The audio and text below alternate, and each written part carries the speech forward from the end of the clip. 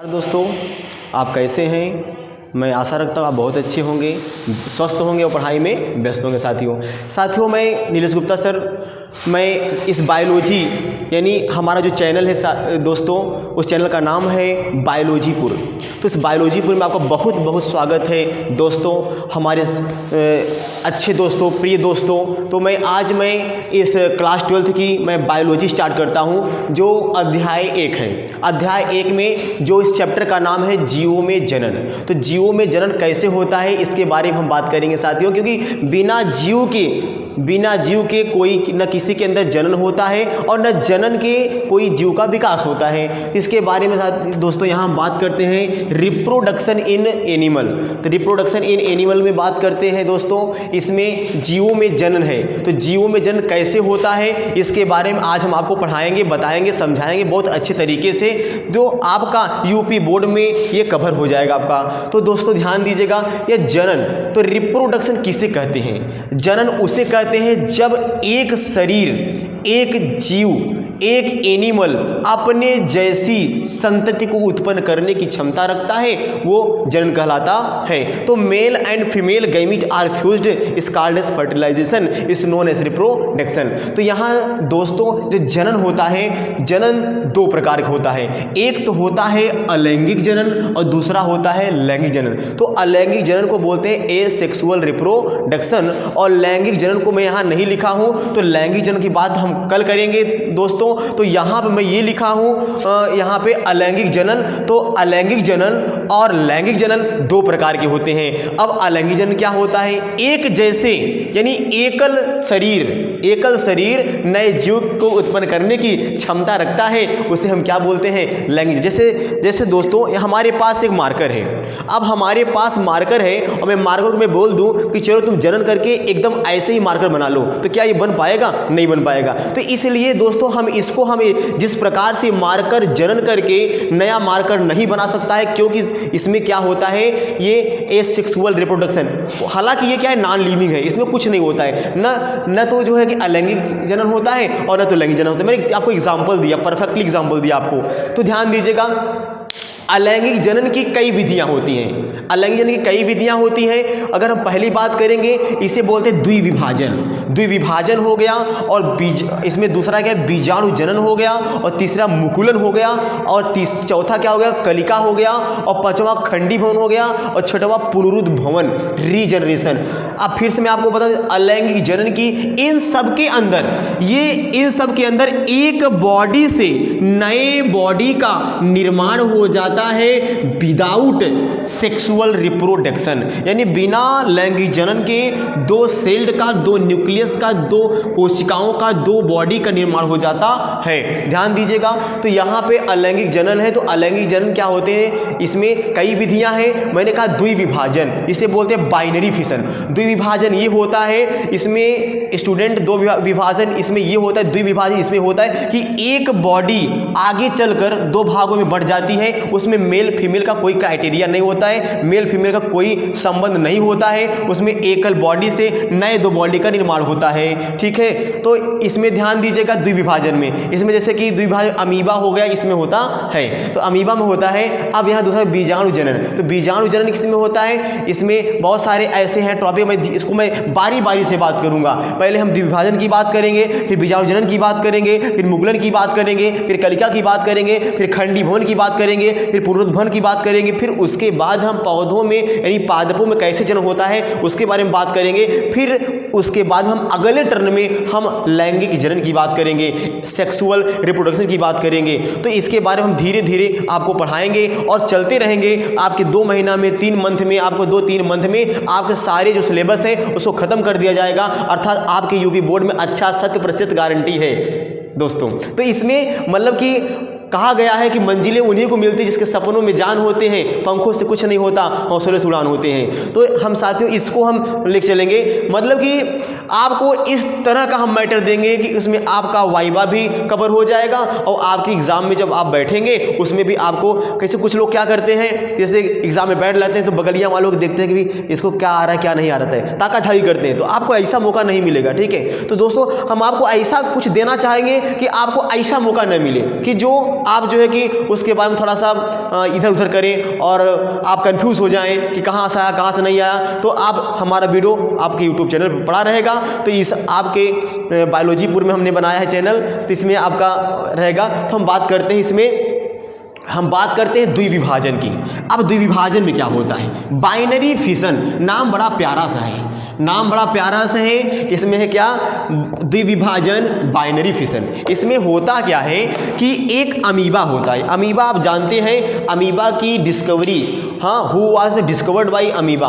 तो अमीबा की डिस्कवरी वो सर रोजन वान हाफ ने किया था, 1755 ईस्वी में किया था, और 0.25 व्यास का भी होता है ये अमीबा ऐसा होता है कि अब क्या बताएं आपको, अमीबा बता रहा हूं आपको, धीरे धीरे आपको स्टेप बाय स्टेप बताएंगे, ध्यान दीजिएगा। तो जैसे मान लीजिए कोई ये अमीबा है, ठीक, अब ये कोई अमीबा है, इसके अंदर न्यूक्लियस होता है। अब भाई जिसके अंदर न्यूक्लियस नहीं होगा, तो आप जानते हैं जो यूनिसेलुलर ऑर्गेनिज्म होते हैं उनके अंदर न्यूक्लियस नहीं होता है। तो इसलिए नहीं होता है क्योंकि जब उनके अंदर न्यूक्लियस ही नहीं होगा तो बताओ कैसे आगे डिवाइड करेंगे, ध्यान दीजिएगा। तो यहाँ पे एक न्यूक्लियस होता है। अब ये न्यूक्लियस के यानी एक न्यूक्लियस से दो न्यूक्लियस में बट जाना, उसे अर्धसूत्री विभाजन के द्वारा। तो अर्धसूत्री विभाजन के द्वारा एक न्यूक्लियस से दो न्यूक्लियस में बदल जाता है, निर्माण हो जाता है। इसमें एक अमीबा है। तो अमीबा क्या करता है? अमीबा एक तालाब में रहने वाला एक सूक्ष्म प्राणी होता है, एक जीव होता है जिसे हम माइक्रोस्कोप से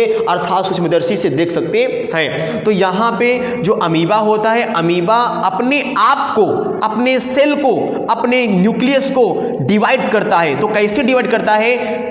द्विविभाजन के द्वारा, ठीक है। द्विविभाजन यानी बहुविखंडन भी इसे कहते हैं, द्विविभाजन इसे बहुविखंडन भी कहते हैं। और अब ध्यान दीजिएगा, तो अब यहाँ यही अमीबा आगे चलकर क्या करता है? आगे चलकर यही अमीबा आगे चलकर यहाँ पे दो अमीबा बनने में क्या होता है? मदद होता है, ठीक है। अब यही आगे चलकर दो न्यूक्लियस बनते हैं, और यही दोनों न्यूक्लियस देख रहे हैं ना आप कि यहाँ से द्विविभाजन, बाइनरी फिशन हो रहा है। फिशन मतलब होता है क्या? अलगाव होना।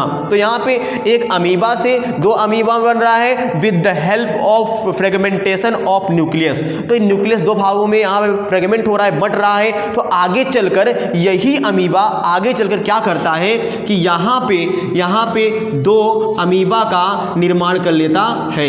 यहाँ पे क्या करता है? दो अमीबा का निर्माण कर लेता है, दो अमीबा का निर्माण कर लेता है। अब इसी को हम क्या बोलते हैं? द्विविभाजन। अच्छा ये बताओ, एक से दो बढ़ गया तो बताओ इसे द्विविभाजन न बोलेंगे तो और क्या बोलेंगे? हम इसे हम बाइनरी फिशन नहीं बोलेंगे तो क्या बोलेंगे? अब ऐसा नहीं कि हम हैं, अब यहाँ से खड़े हैं आपके सामने, एक न्यूक्लियस से दो न्यूक्लियस बन जाए, तो हमारे अंदर बाइनरी फिशन होता है क्या? नहीं होता है। तो यहाँ इस प्राणी के अंदर द्विविभाजन होता है, अलग एक जनन होता है। किसके अंदर होता है भैया? अमीबा के अंदर होता है। जरा कुछ मैं आपको जानकारी इसके बारे में, अमीबा के बारे में बताना चाहता हूँ जो आपको बहुत अच्छा लगेगा। दोस्तों चलते हैं, कम टू द पॉइंट। इसमें होता क्या है कि जैसे कि ये जो अमीबा है, अमीबा तीन प्रकार का होता है। एक होता है अमीबा जो तालाब में रहता है। अब एक होता है एंटामीबा, एक होता है एंटामीबा जो कि मनुष्य की आंत में रहता है। और जो आंत में रहता है तो पेट में गुड़गुड़ गुड़गुड़ करता है, पेट गुड़गुड़ करेगा और तमाम प्रकार के पेट में ऐठन होगा, ठीक है, हाली हाली जाएंगे। तो इस प्रकार क्या होता है? कुछ पेट के प्रॉब्लम से, मतलब ये एंटामीबा जो होता है उसके हमारे आंत में प्रेजेंट होता है। और एक होता है अमीबा जिंजिविलिस जो किसी को मुंह में पायरिया होता है। तो पायरिया ये होता है कि भैया वहाँ पे कालूराम खड़े हैं, उधरी से बदबू मारते चले आते हैं मुंह से, ठीक है। तो मुंह से जो बदबू मारते हैं तो अमीबा होता है, उसका नाम है अमीबा जिंजिविलिस। तो अमीबा जिंजिविलिस वो मनुष्य के दांत में प्रेजेंट होता है, मसूड़ों में प्रेजेंट होता है, जिससे क्या होता है? ब्लीडिंग होती है, यानी रक्त का बहाव होता है और मुंह से बदबू भी आती है। तो ये अमीबा का जो है कि कार्य है, अमीबा करता है। अमीबा तीन प्रकार के होते हैं जैसे मैंने अभी आपको बताया। और मैं आपको बताया एक एंटामीबा जो होता है हमारे आंत में, जिसे डायरिया और डिसेंट्री कॉज करता है, अर्थात हम कह सकते हैं पेचिस और दस्त कह सकते हैं। और जो ये अमीबा होता है सिंप्लीफाई, ये बहुत क्या होता है? ईमानदार होता है, है, ये किसी के अंदर नहीं होता है, ये ओनली क्या होता है, तालाब के अंदर पाया जाता है। ठीक है, तो अब इसके बाइनरी फिशन के बारे में हम बात किए थे। अब हम बात करते हैं आपको कि यहाँ पे बीजाणु जनन की बात करते हैं। तो यहाँ हम बीजाणु जनन की बात करते हैं, दूसरा हेडिंग आपकी बनती है, दूसरा हेडिंग आप डाल सकते हैं बीजाणु जनन। चलो इसको हम मिटा देते हैं। ठीक है, हम ये अलैंगिक जनन में ही बात कर रहे हैं, बीजाणु जनन। बड़ा प्यारा सा नाम है, बहुत प्यारा सा नाम है, बीजाणु जनन। ऐसा नाम से पता चलता ये है कि बीजाणु से जनन करने वाला, वाकई बात ये सत्य है, ये इससे जनन होता है, बीजाणु जनन। तो बीजाणु जो जनन होता है इसको बोलते हैं स्पोरुलेशन, इसको हम इंग्लिश में स्पोरुलेशन बोलते हैं, स्पोरुलेशन बोलते हैं। इसमें आपका सीबीएसई बोर्ड चाहे इंग्लिश मीडियम वाले हैं, इन दोनों से आप कवर कर पाएँ तो यूपी बोर्ड भी और सीबीएसई बोर्ड कवर हो जाएंगे। ठीक है, तो बीजाणु जनन स्पोरुलेशन बोलते हैं। इसमें होता क्या है, ये आपने नाम सुना होगा, यहाँ पे कवक और शैवाल, ये बीजाणु जनन अर्थात स्पोरुलेशन ये कवक और शैवाल में होता है। शैवाल। अब कहेंगे सर कि कवक शैवाल कौन सा कवक शैवाल है, तो और उसके बाद करें यूलोथ्रिक्स और पेनिसिलियम। यूलोथ्रिक्स और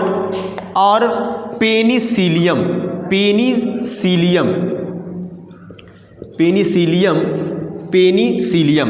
तो यहाँ कवक का नाम है यूलोथ्रिक्स और शैवाल का नाम क्या है, पेनिसिलियम। आप जानते हैं सबसे पहला खोजा जाने वाला ये है पेनिसिलियम। ठीक है, तो पेनिसिलियम जो होता है वो शैवाल कहा जाता है और जो यूलोथ्रिक्स है वो कवक कहा जाता है। तो ध्यान दीजिएगा, आप जानते हैं ये जो अब इसमें शैवाल कवक, आपने नाम सुना होगा रोटी का कवक होता है, इसको हम मिटा रहे हैं, इसको आप नोट कर लीजिएगा।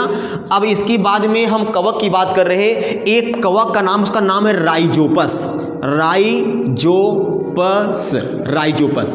ये राइजोपस ऐसा कवक होता है, आप जानते हैं अचार में दहिया लगता है, अचार में रोटी में दहिया लगती है। तो अचार रोटी में दहिया लगती है तो काहे लगती है, लोग कहते खराब हो गए सो फेंक दो, तो कैसे लगती है, लगती इसलिए है कि उसका नाम क्या है, राइजोपस।